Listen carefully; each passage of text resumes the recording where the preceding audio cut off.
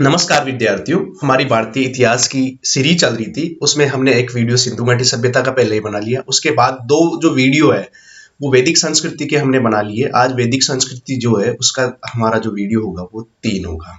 ठीक है, बिना किसी देर के स्टार्ट करते हैं। तो देखिए, जो क्वेश्चन नंबर 24 है वो क्या है? ऋग्वैदिक कालीन समाज था। ऋग्वैदिक कालीन जो समाज था वो कैसा था? मातृसत्तात्मक, पितृसत्तात्मक या लोकतंत्रात्मक या इनमें से कोई नहीं। तो जो ऋग्वैदिक काल था उसमें जो समाज था वो किस प्रकार का था? तो हम बात करें तो जो समाज था वो था पितृसत्तात्मक था। ठीक है, पितृसत्तात्मक समाज हमारे को देखने को मिलता है क्योंकि वहां पर पिता की ही चलती थी। ठीक है, अगला क्वेश्चन देखिए, जो शूद्र शब्द है उसका उल्लेख, शूद्र शब्द का उल्लेख ऋग्वेद में कौन से मंडल में मिलता है? जो शूद्र शब्द है उसका उल्लेख ऋग्वेद के कौन से मंडल में मिलता है? 7वें, 8वें, 9वें या 10वें?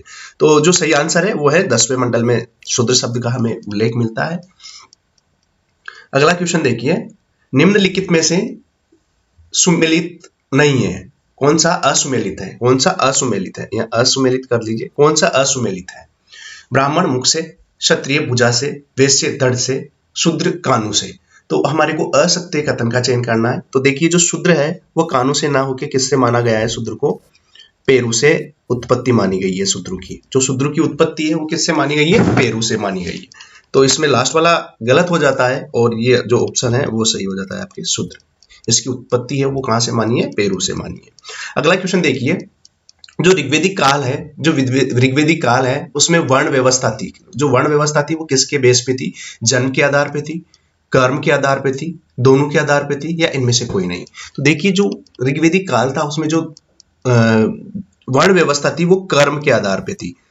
एक परिवार में कई अलग अलग वर्ण के लोग हो सकते थे। जैसे आप सोने का काम करते हो तो सुनार हो, अगर आप पढ़ाते हो तो आप ब्राह्मण हो सकते हो, यज्ञ करवाते हो, पढ़ाते हो तो ब्राह्मण हो सकते हो। ठीक है ना?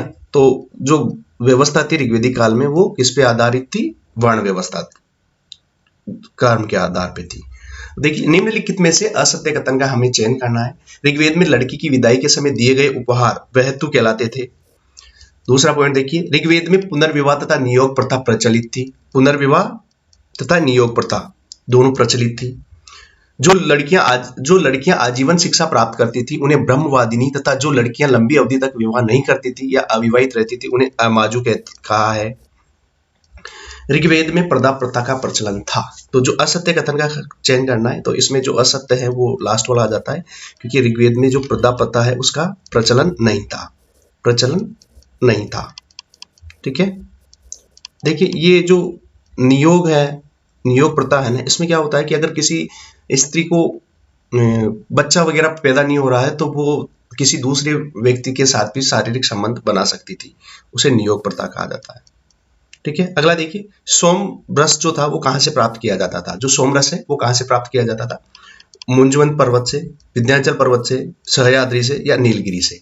तो जो आप हमारे जो सही आंसर है वो है मुंजवंत पर्वत से सोमरस प्राप्त किया जाता था।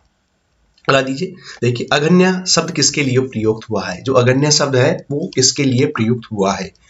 गाय के लिए, बकरी के लिए, भैंस के लिए या कुत्ता के लिए? जो अगन्य है वो गाय के लिए प्रयुक्त हुआ है। अगन्य का मतलब जिसे मारने के, जो मारा नहीं, जिसे मार नहीं सकते, ऐसा शब्द है।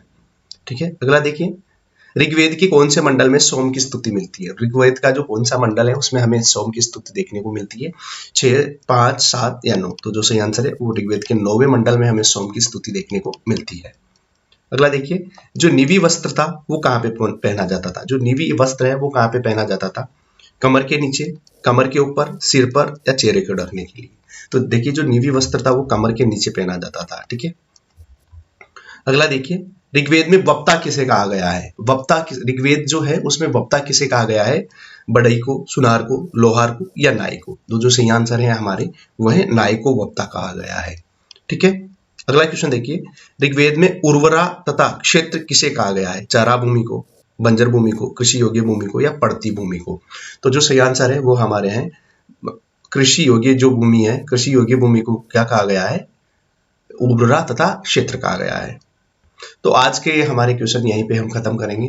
अगर आपको वीडियो अच्छा लगा है तो लाइक, शेयर और सब्सक्राइब जरूर करें, ताकि आपका अगर यही सपोर्ट रहा तो हम इस वीडियो सीरीज को आगे तक लेके जाएंगे। Thank you.